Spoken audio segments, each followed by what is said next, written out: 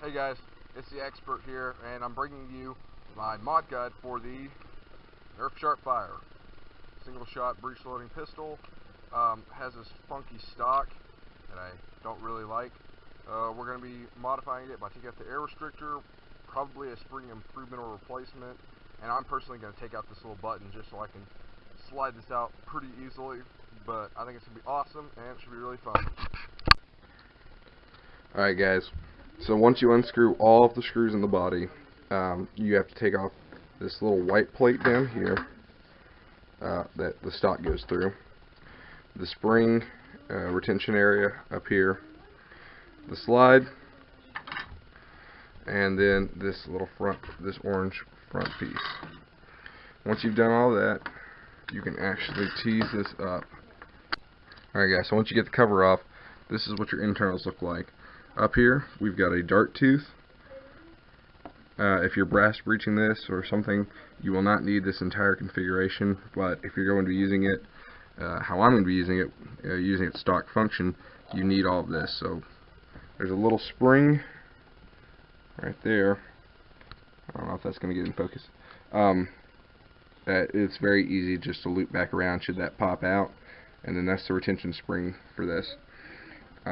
This is the lock that I was referring to that makes the ratchety sound. We're just going to pop that out and remove that entirely.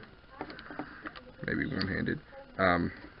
Just because that whole lock mechanism is not even worth using. This is your catch spring up here. It's pretty tough, so I think it'll be fine for what I'm going to do. And then this down here is your stock attachment point thing.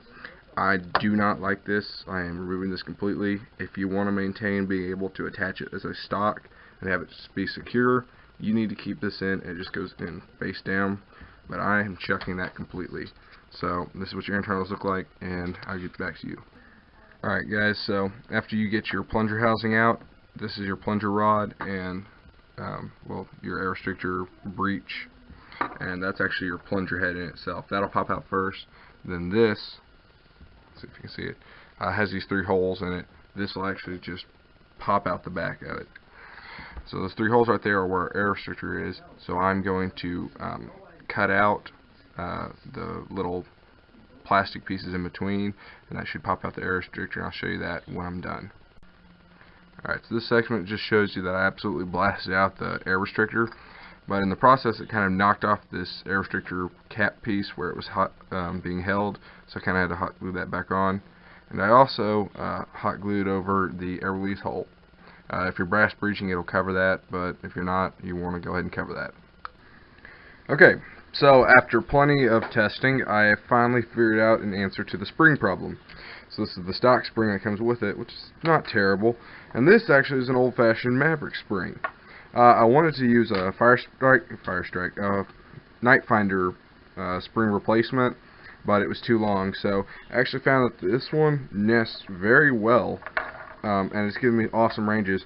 And also on the inside of it, which you are not going to be able to tell, I put just a few drops of hot glue to increase the spring tension on the original spring, which is very important because the stock spring in and of itself is just not compressing all the way. And I also used an electric drill I just had around, and I drilled a hole through this middle plate. That gives it more airflow as the plunger rod's going back, because it creates a vacuum, which slows it down. You could tap it out with a nail if you want, or anything, but I just happen to have it on hand, so it was very useful. So I'm going to put it back together, and I'll show you what it looks like. This is just a quick section showing you all of your essential pieces in where they need to be, including your catch, with the exception of the stock piece, which I'm throwing away, but that just goes right in right there. Alright guys, so this is the final segment for the Nerf Sharpfire mod. As you can see, as promised, no longer even pressing the button. I can slide it out very easily, and that allows it for incredibly quick draw. So I can just pop that out really quickly, and I'm absolutely thrilled with that. But that's not all. If it was just that, you know, that'd be a great mod, but this thing has some serious power into it. As you can see, it's a much heavier prime now. Loading 1 dart into the top, and that's just gone. I'll go ahead and load in another one. So I'm overall very pleased. I'll have a little bit of an angle. That's easily 70 feet right there. That's past my house. And we'll do one more.